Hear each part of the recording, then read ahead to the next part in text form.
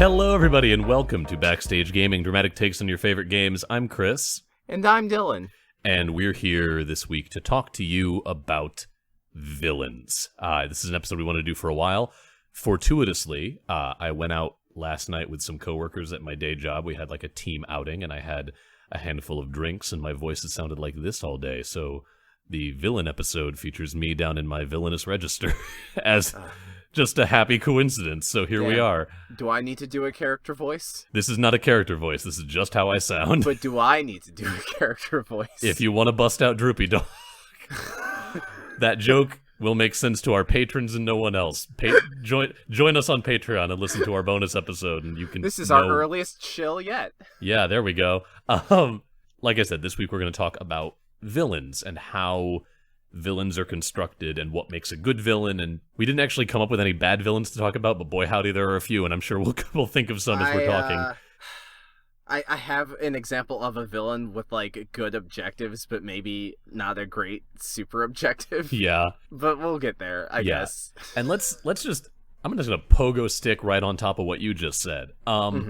What we are not going to be talking about, because we are not game designers, is the like actual mechanical side of developing an antagonist in a game. Because this has never been a game design show. This has never been a game design show, but we are going to be very much in this case approaching this from a character analysis and acting point of view. If you want to hear people who know more about game design talk about that, Extra Credits did a great, I think it was like a two-part episode series on villain design in games like years ago at this point. But it's a really great video if you want to watch that and combine that with this episode and do a whole little deep dive. But to jump right in, when we're talking about what makes a good villain, it really kind of just comes down to what makes a good character. And I'm saying this as someone who, because I sound like this, is frequently cast in villainous to at least not particularly friendly roles. It's the same idea as coming up with a strong main character or a strong supporting character. It all comes down to something that we've talked about before on the show, but it's actually kind of been a minute since we've done a deep dive into this, but what Dylan just mentioned, objectives and super objectives and tactics. So, hey, Dylan. Yeah. What's an objective? Well, you see, Chris, an objective is something you want in a given scene. So, let's say, for example, that my objective in this podcast is to educate our listeners. That would be my objective for this podcast. And how will you know? How will I know that my objective has been reached? Well, yeah. Usually it's hopefully when they use #BSGpod to tell me what a good job I've done telling them about the podcast. Boy howdy, we're really good at native advertising. Isn't that something to think about, Nintendo of America?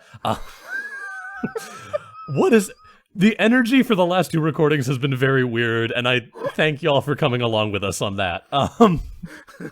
But exactly what Dylan just said. I think what happened was, like, Will is such a pleasant and chill person that he brought our energy down, and now it's just resurging. Kind of exploding out. Yeah.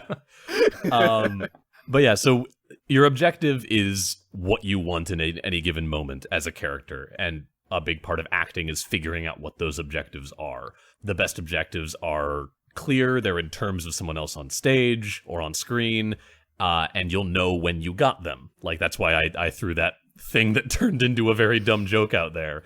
I want him to feel sad is not a particularly strong objective. I want to make him cry, much clearer. There is a visual response that is instantly understood. Yeah. By both you and by the audience, because yes, we're talking about this in terms of things that are meant to be consumed.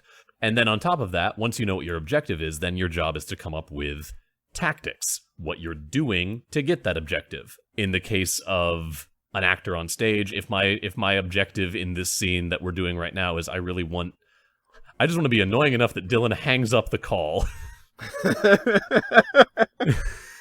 Why would I do that when I can mute you? That's a fair point. And then I'll never know. And then we don't have a podcast. Goodbye. But then just to throw this out there, my tactics could be do a bunch of stupid voices. I'm not going to subject you to that right now, partially because my voice already sounds like this and I have to record auditions and things this weekend, but also because I don't want to just subject you, our good podcast listener, to that. But typically you also want to look for like an escalation in tactics. So if my goal is to make Dylan leave and I start off with like, I'm going to talk in a dumb voice until maybe he decides he's tired of this, yeah. And then that doesn't work, maybe I start insulting him. I don't know. Like, ramp it up, try something new when you realize that what you're doing isn't working. Dylan brought up a very fun example of this in the form of old school Mario. Yeah. Like, this is a very basic and reductive idea of tactics and objectives, and I think we've used this example before. We've used something similar to it, I think. Yeah. You know, what is Mario's objective? Or what is Mario's super objective? The objective he has that will end the game. His super objective is to rescue Princess Toadstool. How does he accomplish that? Well, he has to go through 8 worlds. Those are his objectives. Each world is its own objective. What is keeping him from just going from one world to the next? Those are enemies. Those are obstacles. In this case, very literal obstacles put in front of him by King Koopa. I don't know why I'm using the original 8-bit Super Mario names for Peach and Bowser, but shut up. I mean, I said 8-bit Mario, and we're diving in. We're doing it. We're holistic. Yeah. I'm dedicated to my craft. But anyway, these obstacles are set out by King Koopa / Bowser / whoever made the level in Mario Maker. Fuck those guys. And, you know, they are there to keep Mario from reaching his objectives. What Bowser's super objective is to stop Mario. It's to keep Princess Peach under his custody. Yeah. And to do that, he needs to prevent Mario from going from world to world. Yeah. So he is acting in like direct opposition to Mario. Yeah. And that's actually a really good example to get to something that I don't think we've talked about on the podcast before. There's sort of this like when you're on stage and performing opposite somebody else, there's kind of like a puzzle piece aspect to the scene analysis where like if we're in a scene together and I want to make you give me money and you want to make me leave, just to like throw some objectives out there. Mm-hmm. All of my tactics to get what I want turn into obstacles for you that cause you to change tactics, and that turns into an obstacle for me that causes me to change tactics. Yeah. And so in a way, a video game level, if you as the player are an actor with an objective in like to use Mario as an example, you as the player, your objective is you want to get to the end of the level, you want to get to the flag. And all of the obstacles that are coming at you, all of Bowser's tactics, his different minions and obstacles, cause you to have to change up what you're doing. Again, we're being really reductive here. But that's sort of what it comes down to. And so when we were coming up with the idea for this episode, we decided that what might be fun is to look at the character of Ganondorf as he has appeared throughout the Legend of Zelda series, and look at the way that they have handled him and the different ways that they have characterized him in the different games, and what impact those have had on his effectiveness and his, like, how good of a villain he is in any given game. Maybe we'll even talk a little bit about this whole rehydrated Ganondorf thing, if we have the time. But to start with, Dylan, you've been doing some close playing of Ocarina of Time recently. Yes. What do you think, if you had to give Ganon, like, off the top of your head, a super objective for that game, what is it? Take over Hyrule actually, Ganondorf's super objective in The Legend of Zelda Ocarina of Time is that he wants all of Hyrule to subject to him. He wants their obedience. Okay, I like that. Yeah, the other thing about super objectives, like, super objectives are much harder to pin down than scene objectives, because a scene objective has to be actionable. It has to be something you can get, and it has to be something the audience can see that you have gotten. Mario falling into a bottomless pit is a pretty clear capstone to that objective. The super objective is allowed to be a little bit more vague. It can be more in the vein of, like, what is the abstract thing? What is the, like, personal drive? I guess what I should say is that is his super objective is that he wants to rule Hyrule. His final objective that will be the key to him getting that super objective is when all of the peoples of Hyrule bow to him, or are wiped off the face of the map. Yeah, or just gone. Yeah. It's okay if Hyrule's empty if it's mine. Ganondorf in Ocarina of Time. We're first introduced to him by Princess Zelda when you sneak into Castletown and into Hyrule Castle. Half true. We I guess are shown there his is face. there is the dream sequence at the beginning. Not what I was referring to. What a it's all fresh in my head. So the first time we are actually we are referred to Ganondorf, we don't have a name or a face quite yet. Outside it's the of the Deku dream tree. sequence. But the Deku tree Yeah, says, okay. "I am dying because I was poisoned by this man." For those of you who haven't played Ocarina of Time, the first level you go inside a living talking tree It's to try and basically save him. It's the god of your people. Yeah. You belong to a race of forest sprites. Yeah. Totally not elves. And you kill the monster, but it's too late and the tree dies, and he tells you that it's because this man from the desert, I think is how they refer to him. Yes. Has poisoned him. And then you make your way to Castletown, you find Princess Zelda, and she pulls you to the window and is like, "Look at this creepy dude." This man from the desert. Yeah. A lot of Ganondorf's characterization that we get early on in the game are really I don't know that Ganondorf really talks very much in Ocarina of Time. Ganondorf probably has 3 scenes where he talks. Yeah, I was gonna say, we get very little actually from him. Yeah, that's really weird to think about. Yeah, but what we do get, and what's very effective about Ganondorf in Ocarina of Time, is he is the reason for the problems at everywhere you go. Yes. He poisons the Great Deku Tree at the very beginning to kick off your whole adventure. Yeah. He poisons the Great Deku Tree. When the Gorons refuse to submit to him, he cuts off their food source. Yep. And then when the Gorons are rock people, I don't think that's important, but... No, another of the races of Hyrule. Yeah. When the aquatic Zora tribe also refuses to submit to him, he places a curse on their deity. Yep. And this causes him to accidentally swallow the princess whole. Yep. He follows suit with the next 6 or so dungeons. Yep. And what's great about this is a great example of Ganondorf having very clear tactics. We are seeing the kind of character he is through what he is willing to do. He is not above killing off, basically gods of the different people that are opposing him in order to send a message. And that tells you a lot about the kind of villain you're dealing with. I don't think we need to go into what Link's objective or super objective is, but now that is interesting. That is an interesting thing for me to consider and think about, so I'm gonna put that in my back pocket. Yeah, there you go.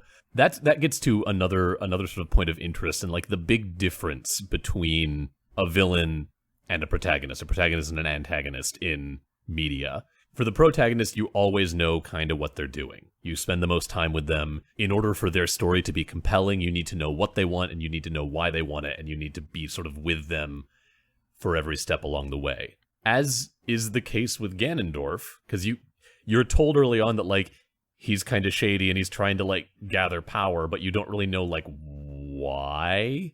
All you have to go on is what he's willing to do. Villains need to have clear objectives. They need to have something that they're working towards and the tactics that they're going through to do them. But it's less important that the audience know what that final end goal is for the entire time, as long as they understand that there is danger and this is a person to watch out for and they are interfering with what the protagonist wants. A good example of this that Dylan brought up or did you bring it up or did I bring it up? One of us brought it up. It doesn't matter. Okay. But in another of our favorite games that we're totally not being paid by, which, I don't know why I said it that way, we're not. We just like this game. Iconoclast, which we've talked about many times, there is a character named Agent Black. And Agent Black is one of the main antagonistic figures that you run into. She's the first... Yeah, she is the first... She's the first NPC, I think, you talk to in that game. And she appears throughout the story to get in your way and try to stop what you're doing. And you don't really know why, beyond the fact that she is an agent of the government, who is the main force that you're working against. That's kind of all they give you.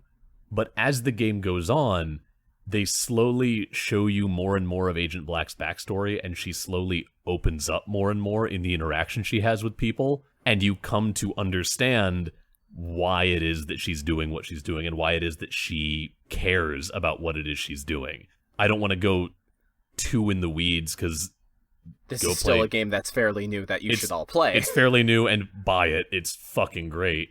But you come to understand why it is that she cares, and you learn where she comes from and why she's working for the government, and it culminates in this really phenomenal monologue that she delivers right before your final boss fight with her, in which she like basically declares that like this is entirely personal for her, and this is everything she's been doing, even though she's been following orders. It's because like it's all she has, and it's so good, and it's such a good payoff. So, Chris, to put it in simple terms, what is Black's super objective? Oh, that's honestly tough. I think I have a read. Yeah, what do you think? I think Black's super objective is to justify her purpose, because unlike Robin, who kind of chooses to be a mechanic because that's what she wants to do, she wants to help people in this way, Black is assigned the job that she has because she has been told that it is by divine credence, or not credence, I don't know what the word I'm trying to find. It is divinely sanctioned that. Yes. It is divinely sanctioned that she should be doing the job that she is. And it is also by divine sanction that she has the powers she does. And it is also by divine sanction that she is constantly tormented with like a pounding migraine that will never go away. Yep. And so I really like that read. And so everything she's doing is trying to live up to this divine plan in the hopes that that will, in a sense, kind of free her. Like, not necessarily from the job, but from the unpleasantness and from the migraine and all of the, like, fears that things are going wrong. I really like that read. And the nice thing is, when you get to that payoff, it puts everything that's come before in context. Yeah. When you're just running into Black in those, like, one-off moments where she shows up to make things worse, they're effective scenes because, at this point, she is really, as much as anyone else, and the Rogues Gallery of Iconoclast is kind of a big ensemble cast, and it's hard to pin down, like, at least on a first playthrough, who the main antagonist is, but Black is the closest thing to one at this throughout most of the game, because she's your first point of contact and she's constantly showing back up. And so then when you finally find out why, it just like fills in a lot of meaning to all of those earlier interactions in a really cool way. And that's something very powerful that you can do with a well-written villain and a well-portrayed villain. I think that leans kind of nicely into Wind Waker, in a way. Oh, okay. Nice. Going back to Zelda and Ganondorf. Diving back to Zelda. So Wind Waker is my personal favorite rendition of Ganondorf. Okay, yeah. I would agree with that. Legend of Zelda Wind Waker, the Hyrule of this game is gone. Rather than Hyrule, it takes place on the Great Sea, and so you're sailing between islands throughout the entire game. And then the big... I'm not going to worry too much about spoiling Wind Waker. This game came out in 2002? 2002 or 3, I think. The big twist at the halfway point, after you sail around to a bunch of islands collecting these like divine orbs at the behest of your talking boat, the King of Red Lions, you discover that the islands you've been sailing around are the tops of Hyrule's mountains, and the entire kingdom of Hyrule is submerged under the Great Sea. And why is that? I don't know. It's to stop Ganondorf from ruling. But I wanted to make it clear for the audience. And throughout this, you're also... Okay, I'm honestly, now that I'm talking about this out loud, the degree to which the entire plot of Wind Waker revolves around Ganondorf, even, like, from the word go, is so good. So, Wind Waker begins. You are a kid on a little island. It's called Outset Island because it's way out of the edge of nowhere. And you're gearing up for like your 12th birthday? It's your 12th birthday, 12th birthday, which is a important birthday because you put on the clothes that match the mythical clothing worn by the hero of legend. It's a green tunic because you're Link. And you're going to have a ceremony. And then what happens but a big fuck-off bird carrying an unconscious girl shows up, chased by a pirate ship. And you, being a bold 12-year-old, rush off to help. Stupid. Yeah. I love Wind Waker Link. He's such a fucking bullheaded kid. I love it. You rush off to help this young girl. You do, but then in the aftermath, the big fuck-off bird comes back and steals away your sister. You come to find out that she has been stolen by this mysterious figure in a fortress on the other end of the ocean that you have to go and rescue her from. And then you find out that that figure is Ganondorf, and he's been kidnapping blonde-haired girls from around the ocean, like Tetra, the pirate girl that you saved, and like your sister, and like a couple of other girls, because he's searching for Zelda so that he can get her part of the Triforce, which is the mystical MacGuffin of the Zelda franchise. Yep. And, like, everything from the inciting incident of the story of the bird showing up to the twist at the midpoint where you realize that Tetra is Zelda, and you figure out that, like, oh, we need to do something about this, and you set off on the quest to get the Triforce, all the way up to the final confrontation with Ganondorf. It's all so wrapped up in him and his machinations being behind every single plot point that you run into. God. In Ocarina of Time, it is about Ganondorf, but I think it is also as much about establishing who Link is and what he's about. Yeah. Wind Waker is more about Ganondorf, I think. It's about, like, Wind Waker is about Link reacting to Ganondorf. Whether or not Link, like, everything about Link's backstory and his, like, who he may or may not be is secondary to the fact that he needs to stop Ganondorf, because Ganondorf is trying to get a take-two on ruling the world. Yeah. Ocarina of Time is actually really interesting Wind Waker is really interesting because, like, Ocarina of Time, Link is very much kind of like, it's kind of a chosen one narrative. Yeah. Like, Link is the kid who's not really a Kokiri, not really one of these forest sprites, but grows up among them, and then he's the one who has to do all of this stuff and go on this quest. Mm-hmm. Wind Waker Link is kind of just a kid from an island. You know, he is the reincarnation of the Chosen One, but, like, the game never confirms that. Yeah, the game actually has more deities doubt that he is who he actually is. Yeah, like, Ganondorf is Ganondorf. Tetra turns out to be the reincarnation of Princess Zelda. Link has the Triforce of Courage, but he has to earn it. Yeah, like, he's not divine. Like, at the very least, they never explicitly state any kind of, like, actual, like, yes, this is the reincarnation of Link. He could just be a kid who proves himself worthy of the Triforce of Courage, which is also a really cool thing about Wind Waker. The game, sorry, I know we're spending a lot of time on Wind Waker, but something cool I just realized was, like, the game even implies that, like, the entire reason why things are, well, they're normal by the time of Wind Waker, but, like, the reason why a calamity happened that flooded Hyrule in the first place is because a previous incarnation of Link was not there to do the job he needed to do. Yup. But this Link is, even if he is just a kid from an island. But to bring it back to Ganondorf, that moment of payoff, like I was talking about with discovering why Agent Black cares about things she cares about and does the things she does, you get a really clear moment of that with Ganondorf in Wind Waker. There's this whole moment as he is about to reunite the Triforce and make his wish to bring the oceans away and bring Hyrule back out of the sea so that he can rule it. He has this whole monologue about, like, he grew up in the Gerudo Desert where the wind was would kill you, but in Hyrule the wind was pleasant, and he has this great line of, I coveted that wind. And it's one of my favorites. It's a great line. It's a really good monologue. It's also all bullshit. Like, it's a great case of Ganondorf weaving this tale, and, like, he's telling you he's why sanitizing his own backstory. Exactly. He's telling you why he's doing the things he does, but in language that hides, perhaps even from him, the real reasons and the real, like, lengths to which he is willing to go. And then there is this moment where he's about to, like, touch the Triforce and make his wish, and he's beaten to the punch by the King of Hyrule, King of Red Lions, your boat, who turns out to be the King of Hyrule. Because, sure. Makes sense in context. Just roll with us. And the king wishes that Hyrule will be sealed away forever.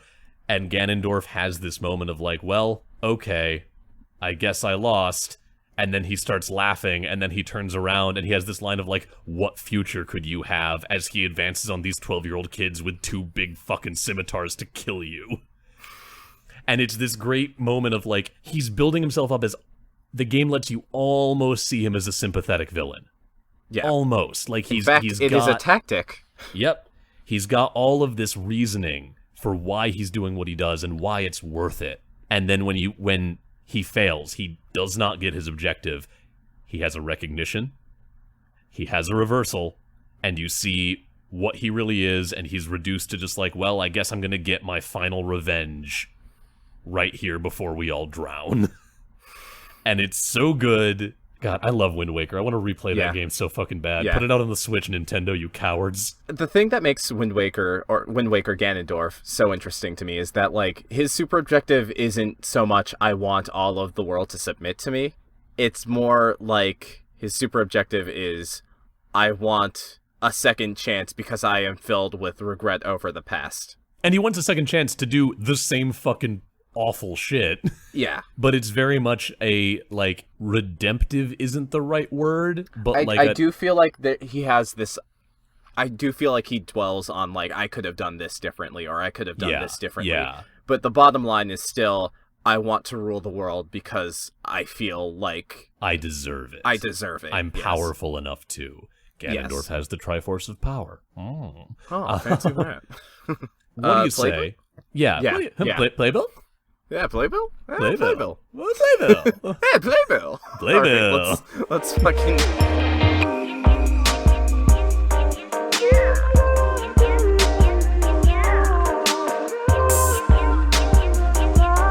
Welcome to the Playbill. This is the part of the episode where we take a minute to talk about what we've got going on, what you should be on the lookout for, and to plug some other projects and some friends' projects. So here we are. Dylan, I'm really excited because a few days from now, or when you're listening to this audience, yesterday, we're going to be doing some recording for your other podcast. What should I be looking forward to? What have I gotten myself into in agreeing to be a guest on your other podcast? Well, Chris, I have one question for you. Mm-hmm. Do you like mecha anime? Oh, I'm sorry. I'm sorry. That's the noise I'll be making too when we watch Gunbuster on Dude, You Remember Macross? Oh, Christ. No, that's Neon Genesis Evangelion. Anyway, Dude, You Remember Macross is a show where I talk to my friend and yours, actual doujinshi character, too. Worst Twitter thread of my life. Yep, you will never escape it. And anyway, so we were watching Super Dimensional Fortress Macross, which is an old early 80s mecha anime, and we kind of break it down and examine it, but we finished Super Dimensional Fortress Macross, so now we are going to kind of take a break from that franchise. We'll be coming back to it later, but right now we're gonna chill with our good friend Chris Wilson. Hi, that's me. That's that guy over there. And we're going to be watching Gunbuster, another famous mecha anime from the 80s. It's a really good show. Coop introduced it to me in high school, and I introduced it to Dylan a couple years ago when we were living together here in Chicago. And it's fucking wild and really good, and I'm so excited to it's going to be fun to just gush about it. It's so good. So usually on Do You Remember Macross? By the way, that is DUDE. You Remember Macross, Macross. We like to talk about we like to hypothesize about like the possible cultural influences that inform the story beats, and I don't know how much we're gonna do that with Gunbuster, because Gunbuster's just like a fun time, but it's a very different sort of show. Yeah, but we'll see. It's a fun, lighthearted Top Gun-esque show, so. I'm excited to be on it with you guys. It'll be fun. So be on the lookout for that coming up sometime in the next few weeks. Dude, You Remember Macross is on anchor.fm/dude. That is, once again, DUDE. You Remember. We are also on Spotify, Google Play, and Apple Podcasts. Also, be on the lookout for the Unexplored Places, an actual play podcast run by our friend Christine. They have been doing this show for like a little over 2 years now at this point, I think. It's an actual play podcast. It used to be in the Monster of the Week game system. They just finished up their first season, which was running in that system, and now we're gearing up for season 2, which is going to be in an entirely new game system. I still don't know if we're allowed to say which one it is. Yeah. But Dylan and I are both going to be involved. It's going to be a ton of fun. We already recorded the episode 0 where we made all of our characters, and I've never been more excited about a group of characters in an RPG in my life. And we've also been doing some stuff for their Patreon. They've got a couple different like Patreon exclusive campaigns and one-off collections, and we've been doing stuff for their between season episodes, and we're becoming involved with them in a way that I've been having an absolute blast with. So you should check them out. They're on Twitter at unexploredcast or at unexploredcast.libsyn.com. You should also be listening to a little show called Unwell, a Midwestern Gothic mystery. It is one of the coolest audio dramas being produced right now. Like every episode I listen to, it's like, oh, they're doing such cool things audio editing wise and sound engineering wise and like soundscape wise, and they're composing original music for this thing, and it's wild. But it also features my vocal talents. I have like one background line in episode 11, which was released when you're listening to this last week, and I have a scene in episode 12, which should be coming out as you listen to this about a week or two from now. I got to act in a scene that sort of the coda for their first season, and it was a ton of fun to record, and I'm so excited that it's finally coming out. God, that recording session was like more than a year ago at this point, so it's really cool that this thing is finally happening. You should totally check them out. They are on Twitter at unwellpodcast, and you can also find them wherever you get your podcasts. That's all I have plug-wise, so now we just need to talk about our Patreon. We have a Patreon. It's patreon.com/bsgpod. That Patreon is the reason that we are able to produce this show and not lose any money doing it. At this point, we have our lovely patrons donating enough money every month to cover our hosting fees and our web domain and all of that good stuff, which is incredible. But yeah, thank you guys so much for that. That support means the world to us, and we have several different Patreon rewards. If you're not a patron but are interested in helping us out, you would get access to our Discord server where people hang out and talk about what they're playing, and there's a channel for episode suggestions that we take into consideration. We just this past week recorded our bonus episode for patrons only that we were doing as a thank you for reaching that milestone of hitting our expenses in donations. That'll actually have gone up for our patrons a couple days ago when you were able to hear this episode. We talked about the 3 unities, which is a very nerdy theater topic, but it was a lot of fun and had the weirdest energy of any episode we've ever recorded. Yeah, it was very chaotic. But I really enjoyed it. And yeah, if you like what we do, if you like our show, and you like the idea of supporting a couple of independent artists making a weird thing, check out the Patreon. Donate however much you are comfortable with and however much you want to for the rewards that they unlock. Every dollar helps, and the more that we get, the more we'll be able to put into upping the production value and making things better for you, audio quality wise or content wise, or being able to make more shows or more episodes. Or it's all going back into running the show and making the show as good as it can possibly be. So once again, that's patreon.com/bsgpod. Consider taking a look and seeing if there's anything you want to throw in there. Yeah, so rehydrate Ganondorf. Yeah, I really just want him. Biblically. Well, okay, actually, I do want to kind of talk about, the desire for, a Ganondorf that is redeemed. Ganondorf the Redeemed, yeah. For y'all out there on the internet who don't know what the fuck we're talking about, I feel like we talked about it briefly before, but just as a refresher, there was a teaser trailer for the sequel to Breath of the Wild that they have put out there, and a major component of this was a shriveled ancient corpse with like wibbledy-wobbledy magic coming out of it that at the end of the trailer turns and its eyes light up and it looks into the camera and it's very ooky spooky. The corpse was visually flavored to very much resemble the Gerudo people. It's got the same like gold jewelry and sort of clothing design as the Gerudo women in Breath of the Wild. Ganondorf is a Gerudo. It's also got long red hair. Ganondorf has red hair. So the general consensus is that this corpse is Ganondorf. Yeah. That's cool. The internet then immediately was like, but what if we poured water on him and then he could fuck? Rehydrated Ganondorf. Which is just like big hunky Gerudo man palling around with Link and Zelda. Because he's a changed man, or he's a reincarnation. We just don't know. Yeah.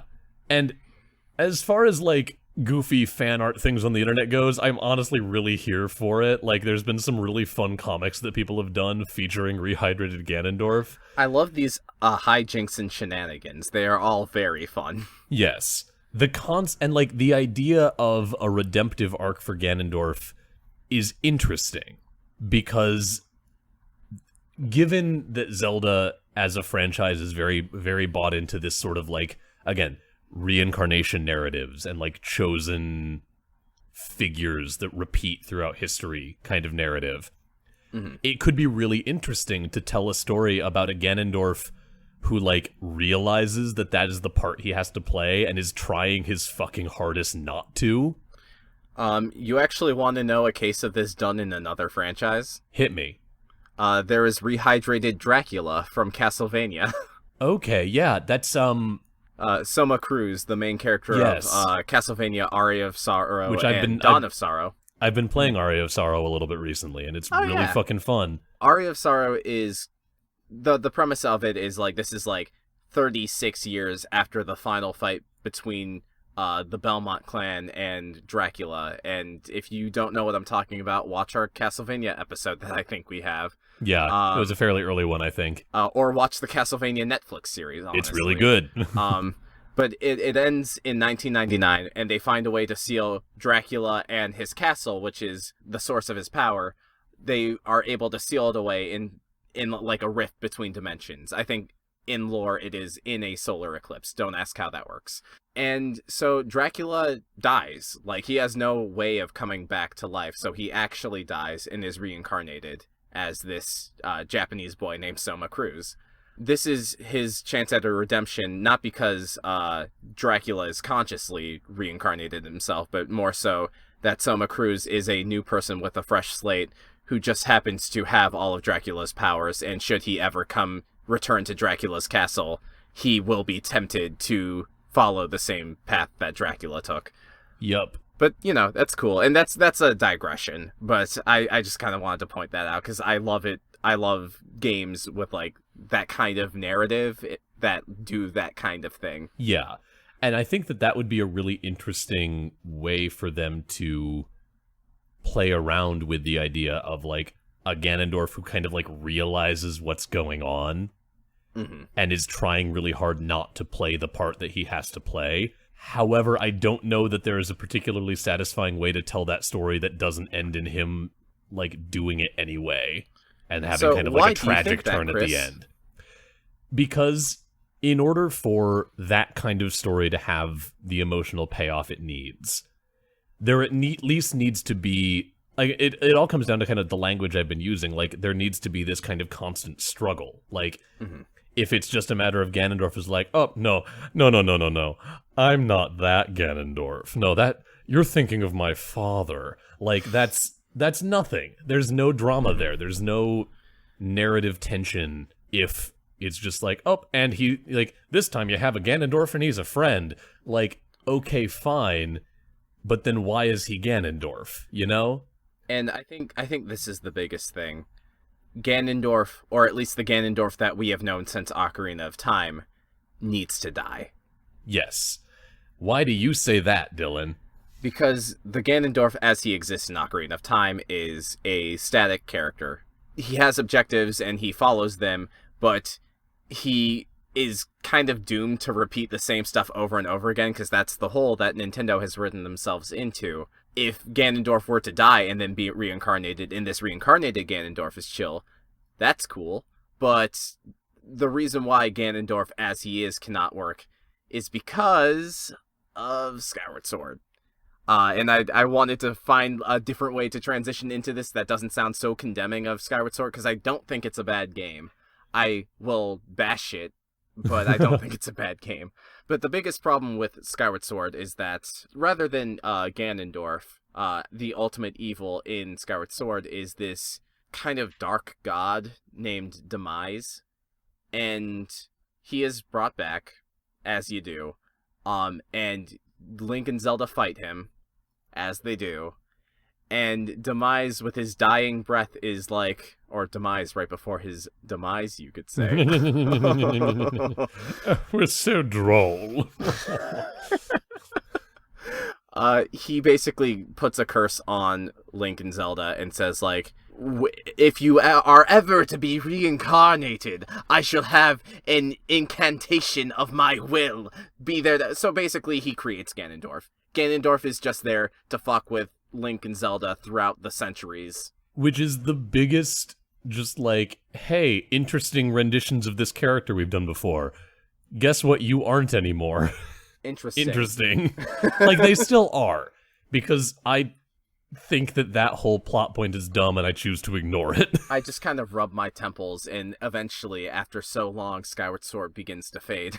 There are things I like about Skyward Sword. I just hate Demise. Yeah, and like, the reason that is such a problem is it removes any actual agency from Ganondorf.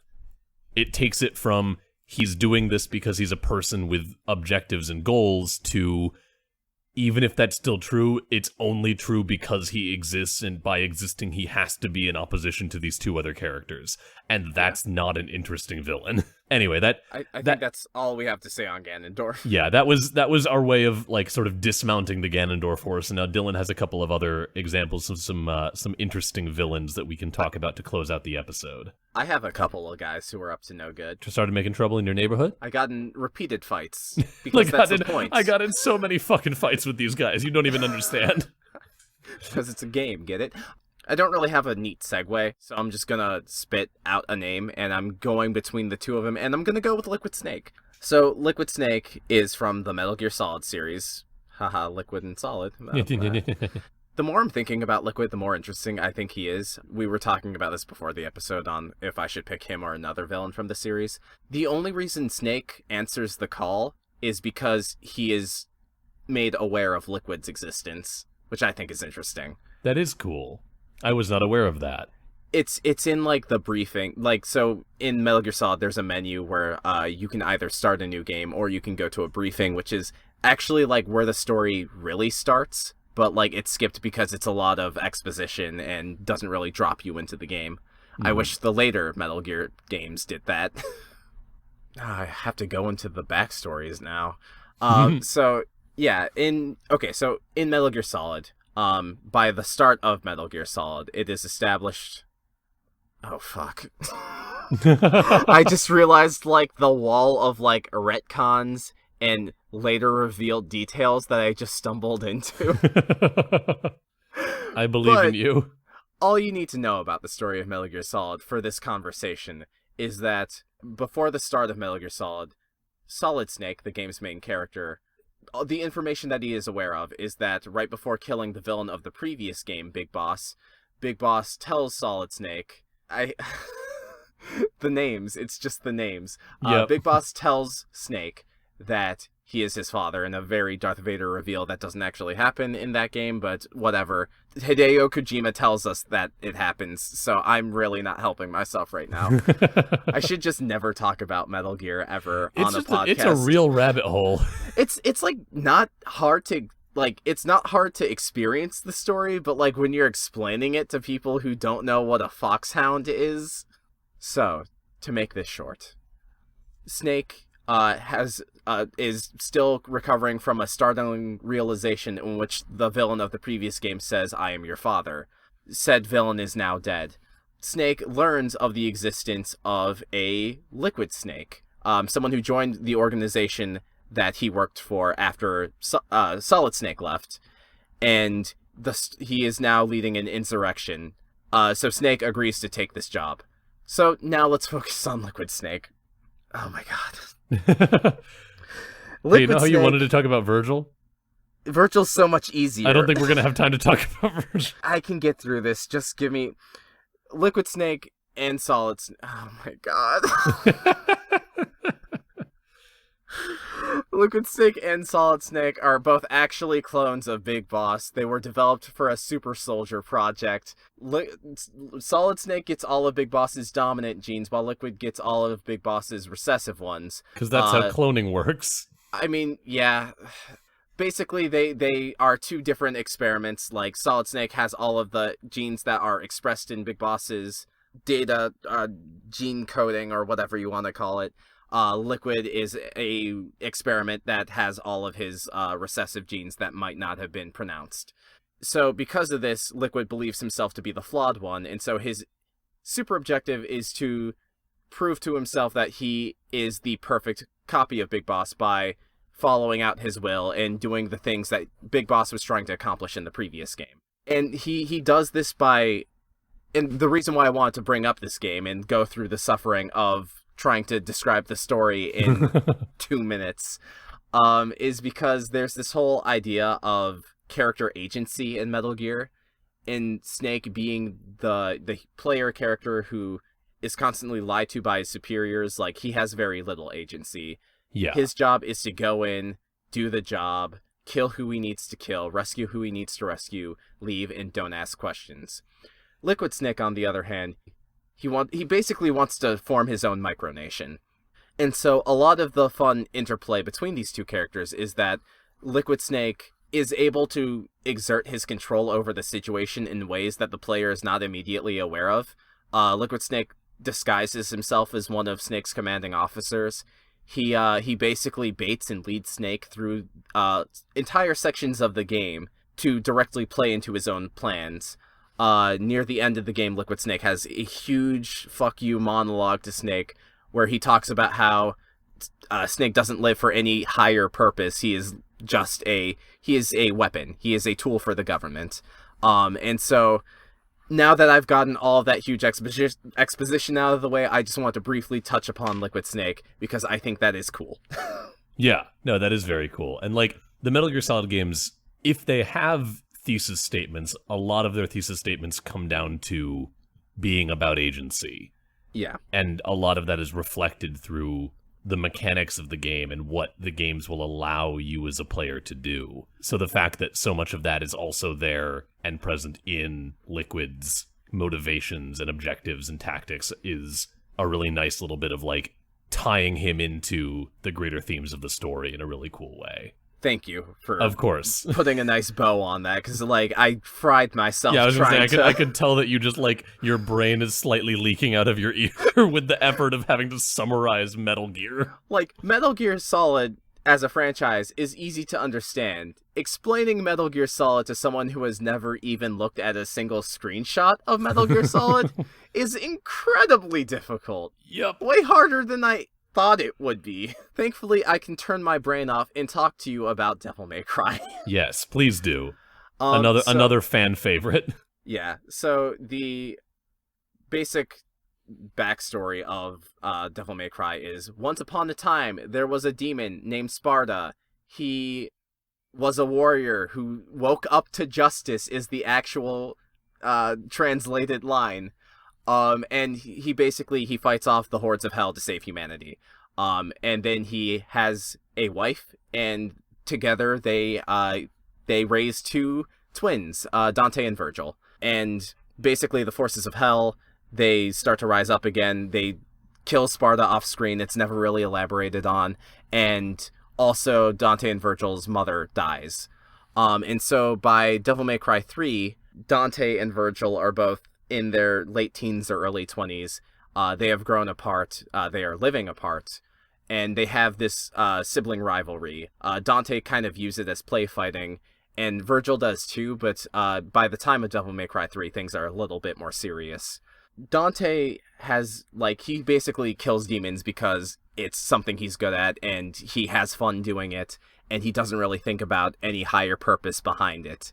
It's just kind of his angsty teenage way of, like, getting revenge in a small way without actually fighting the source of the problem. Virgil is focused on improving himself and becoming a stronger swordsman so that nothing can ever be taken from him again. It's kind of implied that he blames himself and Dante for their mother's death because neither of them were strong enough to do anything about it. So he's the villain because he is actively trying to open a gateway to hell, so that he may find more power and become stronger. Okay. And so what is interesting about Dante versus Virgil is that Dante lives very apathetically. He doesn't really have any investment in anything that's going on in the plot. And Virgil is the one controlling the plot. He is the source of the problem.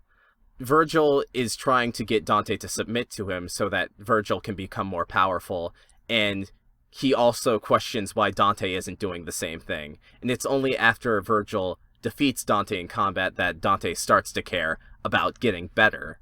And then later when they fight a second time, it ends in a tie, but a third party comes in to take advantage of both of them. And so now Dante wants to fight for the purpose of stopping this third party. And then by the third time Dante and Virgil fight, Virgil, he is still pursuing more power, but Dante wants to stop Virgil because he has a moral compass now, and he's like, this is wrong. And so Virgil is this static relation to Dante, and in a way, like, while Virgil remains the same and he stays driven on this one goal, Dante grows as a character, and you can kind of see how much more he matures past Virgil. So they're almost using Virgil as as like a yardstick for Dante to put Dante's character growth in relief. Yeah, and then That's on top really of that, you also have Virgil's implied backstory, which is a bit more depth than you would have for, like, the other Devil May Cry characters, Devil May Cry villains, I should say, who usually want more power because they want to rule the world or something. Virgil wants more power because he is trying to, it's his way of trying to erase a perceived mistake he made as a child. Interesting. So it's almost like the same kind of wanting to redo or fix the mistakes of the past that we see in with Ganondorf and Wind Waker. Yeah. 5 kind of plays That's with really that motivation a little bit. I think part of the reason is because, like, a lot of the backstory in Devil May Cry, the games at least, is kind of vague. Also, like, a lot happens between Devil May Cry 3 and 5. In fact, the entire series happens between Devil May Cry 3 and 5. Devil May Cry 3 is a prequel. I think that would certainly count as a lot there. Virgil's always been one of my favorite video game villains, and it's one of the reasons why, despite people poking fun at Devil May Cry for being like this really cheap, shallow action movie wannabe story, I think it does have some genuine pathos in there. Yeah, that's really cool. I don't have anything else to throw in here. I think we've sort of run the gamut. We talked about what makes some villains good. We talked about one thing, just like don't remove do to your agency villains from villains. Be like Liquid Snake. Yeah, don't. But I hope that this has been fun for you. It was fun for us. This is an episode I've been wanting to do for a minute now, and I had a really good time recording. So I hope you enjoyed listening, and I hope that you'll continue to enjoy listening when we see you again next week. This has been Backstage Gaming. If you like what we're doing, if you like our show, please feel free to find us on wherever you're getting your podcast, be that iTunes, Stitcher, Spotify, the Google Play Store, really any given podcatcher, and leave us a rating, leave us a review, tell us what you think, tell your friends what you think, introduce us to your family members, not in person, but our voices in this podcast format. Maybe they'll like it. We hope they'll like it. Don't show your people that grade you think school will like kid. it. I don't think our language is suitable for that. No, we have the explicit tag on iTunes, so please don't share us with children, unless they're cool children. If your kid wears Heelys, they can listen to this podcast. Yeah, if you've got Heelys, you win. Anyway, you can also find us at our website, bsgpod.com. We've got a contact form. We've got bios for me and Dylan. We've got links to other things going on. We've got a all of our episodes there if you want to cut out the middleman and get us straight from the source. Yeah, check that out, and really do. Like, all joking aside, the more that you, the people who already know about us and like us, tell other people about us, the more we'll be able to grow and the more we'll be able to keep making cool stuff. So please consider throwing us out there to other people who you know who might enjoy our particular brand of weirdness. You should also check us out on social media. You can find us on Facebook, on Twitter. Our handle is at BSG_cast. And you can also look us up on YouTube. And if you like what we talk about, or, you know, you just want to engage with us in any sort of way, please, I'm starving for your attention. You should use the hashtag BSGpod. Also, huge thanks to our friend Brennan French for the key art that he has provided us with. If you like his stuff, you should check him out at brennan-french.squarespace.com. That is BRENNEN-French.squarespace.com. You can also check him out on Instagram at instagram.com/BrennanFrenchArts. Oh, yes. Also, huge thank you to our friend BioQuery, the musician behind our theme song, Dot Sound Radio Volume 1 Instrumentality. It's great. He's great. He's an electronic music producer living out in LA.